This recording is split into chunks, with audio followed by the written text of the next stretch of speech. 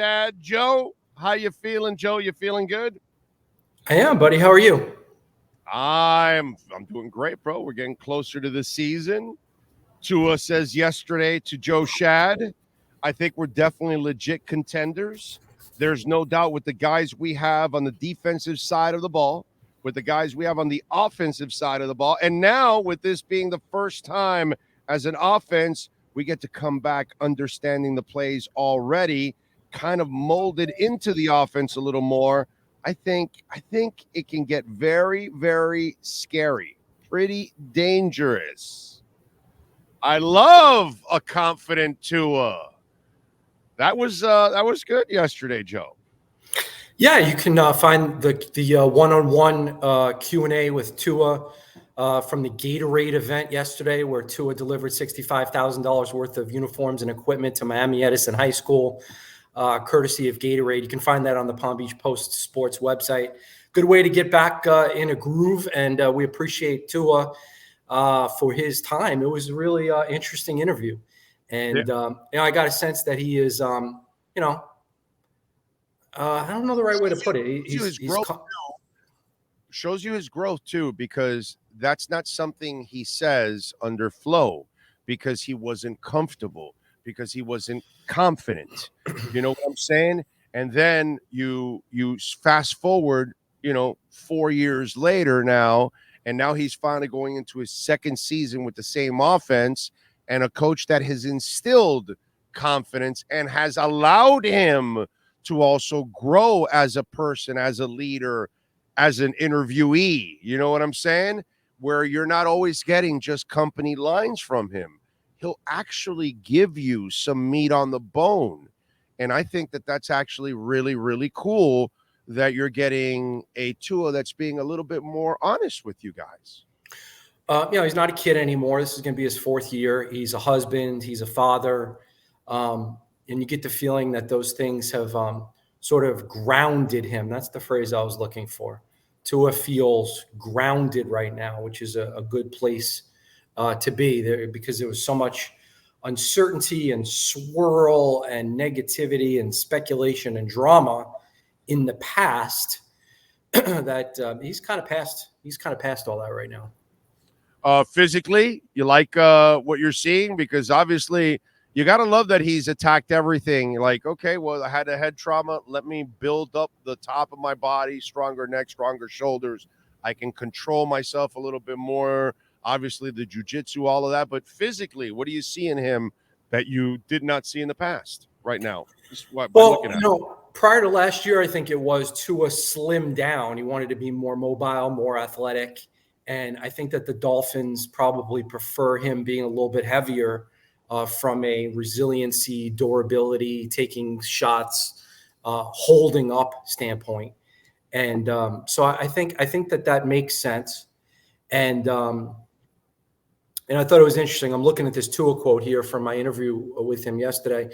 He said, "God willing, I can make it through the entire season and we can win a playoff game. We can win a Super Bowl." Now, Tua's a religious guy. So when he says God willing, he's obviously saying, he's talking about his faith and about how he thinks that God plays a role in this. But of course, some people jumped on that as a negative, suggesting that somehow, he's afraid, that they didn't like that God willing quote. But that's not the way I took it. That's what people say all the time for everything. God willing, it doesn't rain today and I can enjoy the concert. What's the big deal? Right. But it's important to understand that with Tua, it's not a flippant, sarcastic, tongue-in-cheek remark. It's a legitimate remark. Like he is praying that he can stay healthy. And when I asked Tua the most important question of the interview, which was, what do you believe you need to do to prove to the organization that you are the long-term answer at quarterback? He said basically what I did last year, other than injuries. Right. And obviously he believes there's room to grow for the offense. Listen, Joe, by now, if you're questioning the talent, the ability, the execution, the passing, you're an idiot at this point. That's all I'm saying. Anybody out there, if you're questioning whether the kid can play, you're an idiot at this point. There's only one question with him. And to me, it's the only question that's ever existed because I never doubted that he could play. And I've always expected him to play at an incredibly high level. So he's going to play an even better level than what you saw last year when it's all said and done. This kid's a championship type of player. But his only concern and the only thing, and by the way, I love his honesty. By telling you that he didn't know the playbook, he's being honest. If you watch quarterbacks on Netflix, watch Kirk Cousins say at the first game under McConnell last year, I'm still not comfortable in this offense. Tyreek Hill said it last year. He didn't know the entire playbook. You know what I mean? I love that honesty. And the honesty of saying, God willing, I stay healthy, it's because he's being honest about himself. Everybody else should be honest. The kid can play. The problem has been injuries. And he knows it. He's had terrible luck with injuries. That's the only hurdle right now in his career. I think we should all agree on that by now. Would you take 14 starts? If I said, I'm going to give you 14 starts, would you take it? Oh, I'll take it. But I want 20 starts. I want 21 starts. No, but I mean 14 regular season starts. I get it, but I'm not settling. Or what about 13? No, I want 17. No, I'm asking you if you would sign up for it if I offered it to you. Would you take 13? I'll take 13, 14 because wow. 13. Quarterback. He's the best quarterback you've had since Marino. I get all of that. But I'm not expecting that. I'm expecting most 17. Quarterbacks miss 1 or 2. Okay, 16 then, fine. But I'm not settling for 13 or 14. I want 17. Get it. Maybe he misses 1, whatever. It's normal. He needs to stay on the field, dude. You know, it's interesting. I was thinking about this. Jay Cutler was mocked and criticized for not taking any hits when he was here. He was like, he was going to do anything and everything to not take a hit. He would throw it at guys' feet. He didn't care how bad he looked and how embarrassing the video was and how much people were going to make fun of him on TikTok. All right. Now, Nick Saban said when Tua was drafted that he needs to protect himself. He needs to avoid unnecessary hits. Nick Saban's a smart guy, regardless of what you think of him. He's a smart guy. Incredibly smart.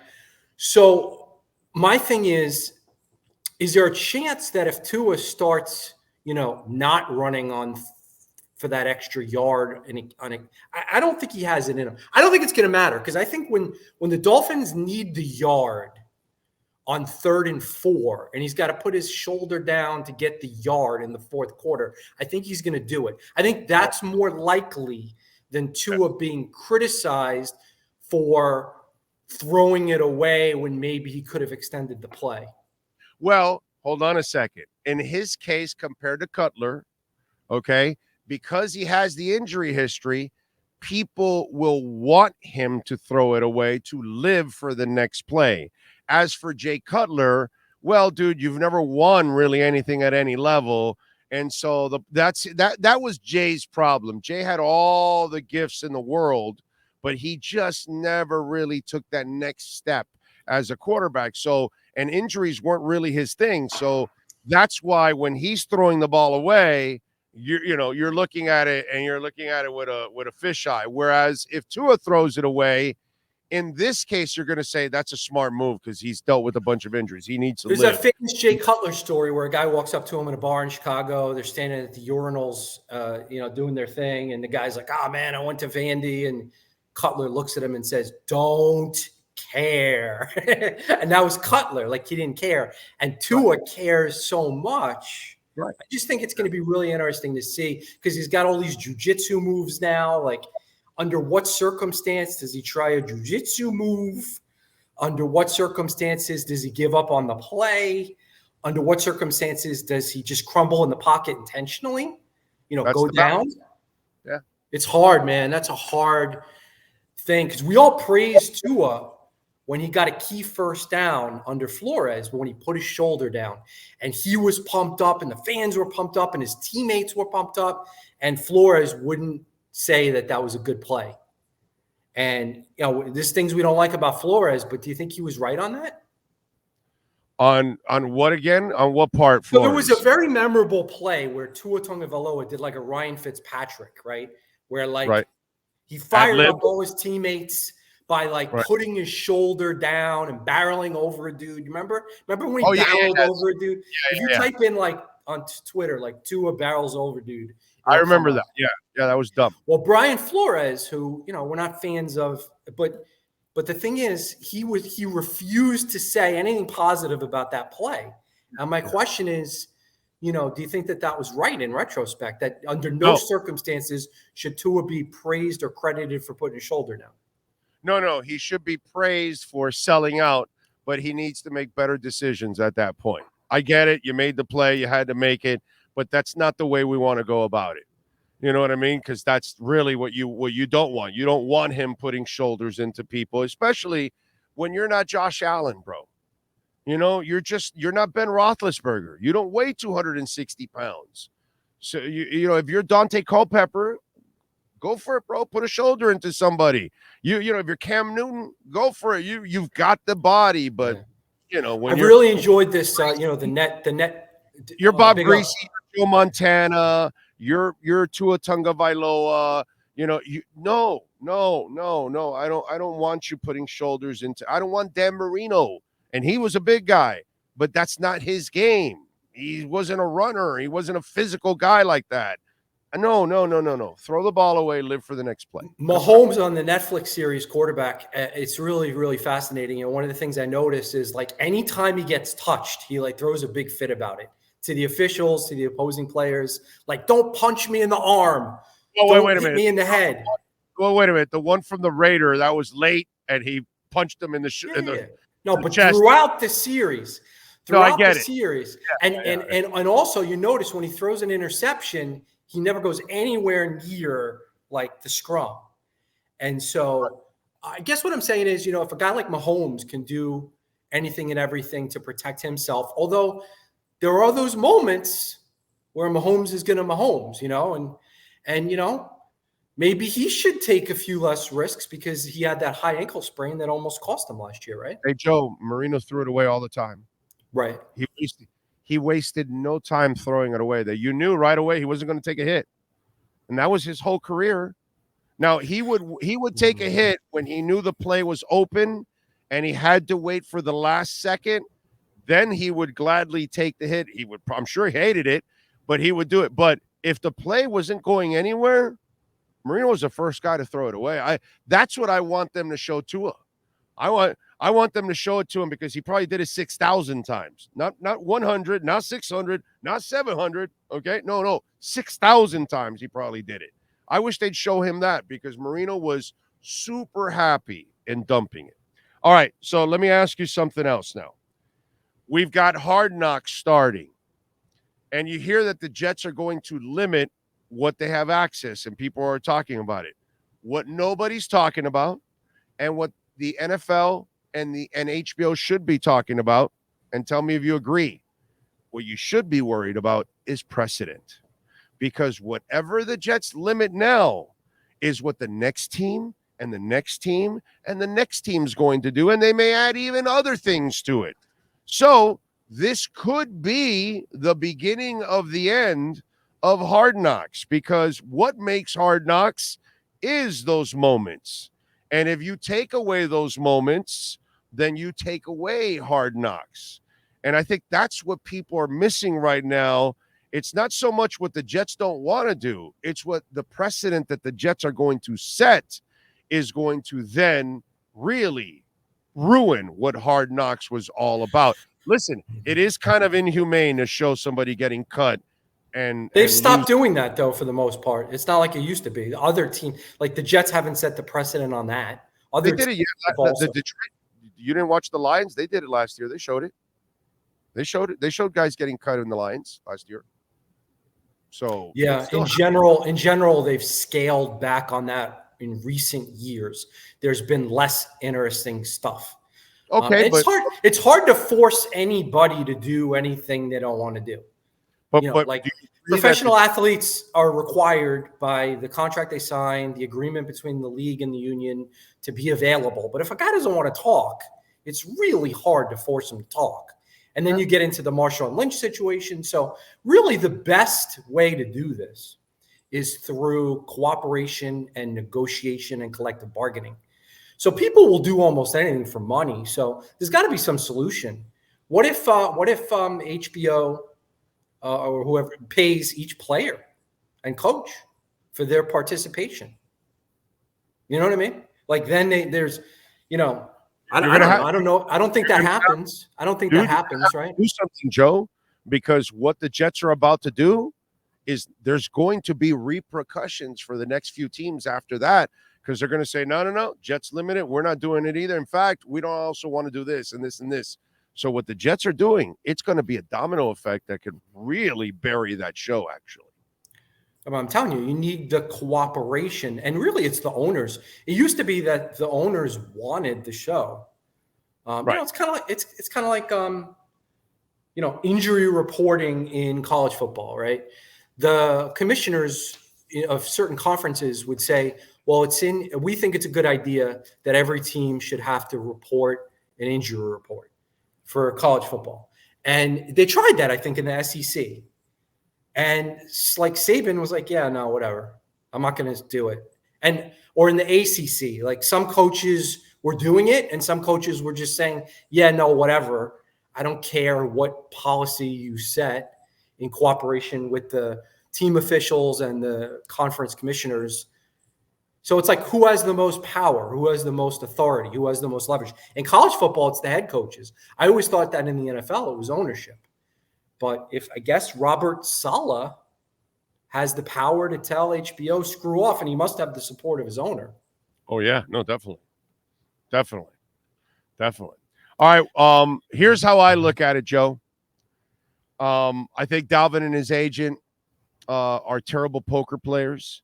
They met with the Dolphins hours after being released. They had the offer that the Dolphins had 24 hours after the release.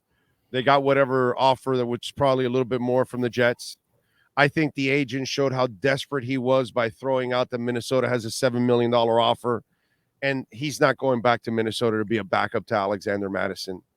I think he signs next week as camp starts because he has to get in with somebody, and he and his agent have to see what has gone on with all the other backs that nobody's getting paid, nobody's getting anything. There's still backs that are free agents that can be had, and nobody has signed them. So you look at that. I don't think he goes to New York because he has to either rent or buy a house or condo there, and the expenses, and make less money for state taxes. He's not going back to Minnesota to be a backup. I think he was coming to Miami from the get-go. I think he was just hoping to extract more money from them, and he has had zero luck. I think he ends up settling for the deal that Miami got. Maybe they give him a couple little incentives to help him out a little bit. But I think Dalvin Cook ends up here when it's all said and done sometime next week or the week after. Your thoughts on that? What happens with Dalvin? I mean, I'm a little less confident in that than I was a week or two or three ago. The Vegas odds have the Jets and the Patriots as the more likely teams to sign Cook at this point. And sometimes they do have inside information. But, there is another option here. Cook is going to get $2 million even if he doesn't play. So he could just say, I'm just going to wait. I'm going to wait even into the season. Why should I go through training camp? Maybe I'll wait and see if a Dolphins running back or a Patriots running back or a Jets running back or someone else gets injured. And then maybe with a little bit more desperation, he can get a little bit more money, You've seen running backs refuse to play. Le'Veon Bell. And now there's this running back union where these guys are all like on a text thread talking about how it's bull that they're getting paid less than kickers and punters. I'd like to be on that text thread. Maybe someone can add me. As I told our guest prior to you, I'm not feeling sorry for you. The world evolves. You got anybody taking your tolls anymore? What happened to the toll takers? When you go to McDonald's, is there always a cashier, or sometimes you just go to a kiosk now? You know what I mean? So you start looking around, go to Sergio's restaurant. There's not always a waiter bringing you the food. It'll be a robot bringing you the food. AI is replacing all kinds of shit. Life changes. It evolves. The fullback has died out practically in the NFL. The post game and the center died out in the NBA. The goon died in hockey. Shit evolves, bro. It happens. Live with it. The running back position is no longer the position it used to be. It's a serviceable and interchangeable position. It's not a franchise position. It's just the way it goes.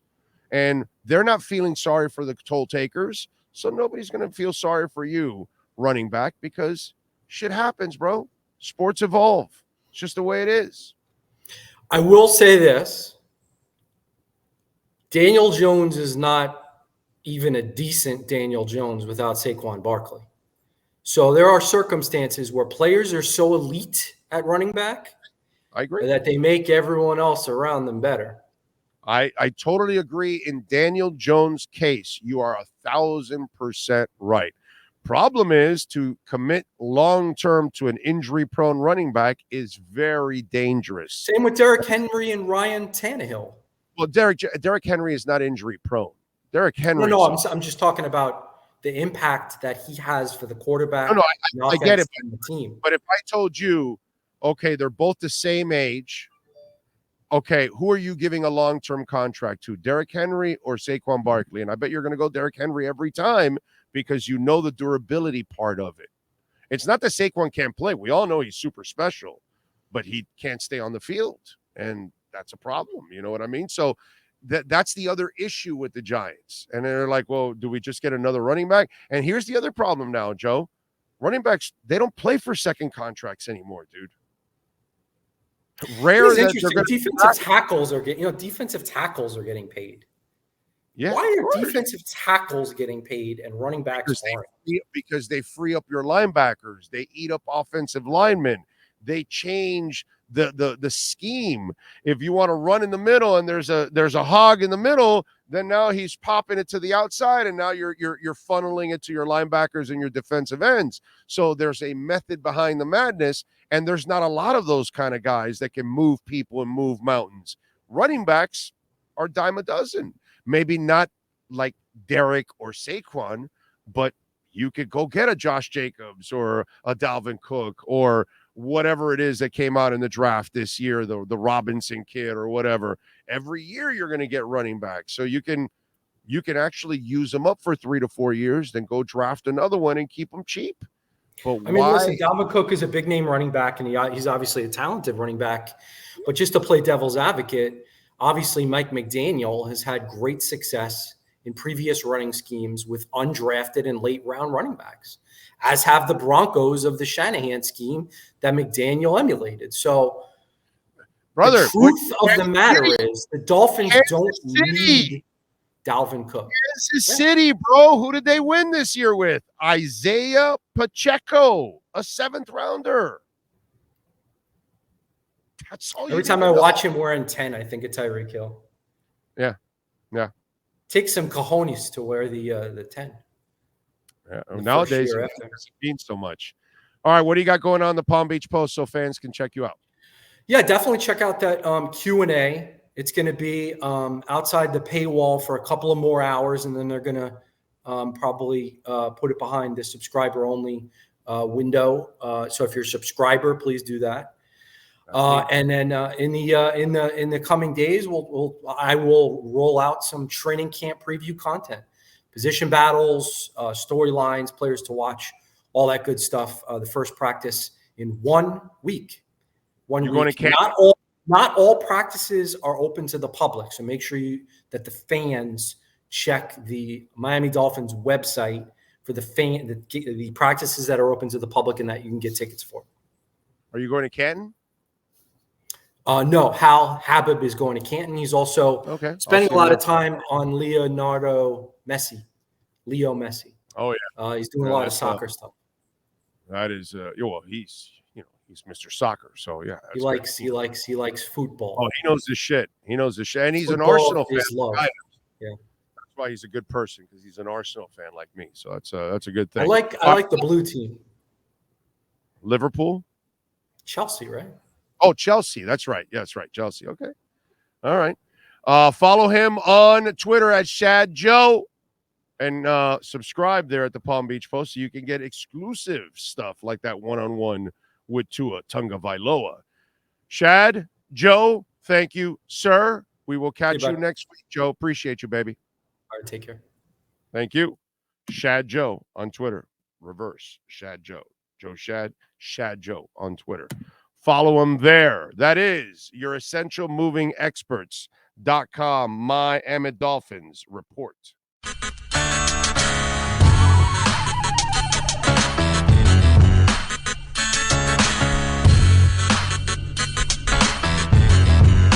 This is the Big O Show. This is the Big O Show.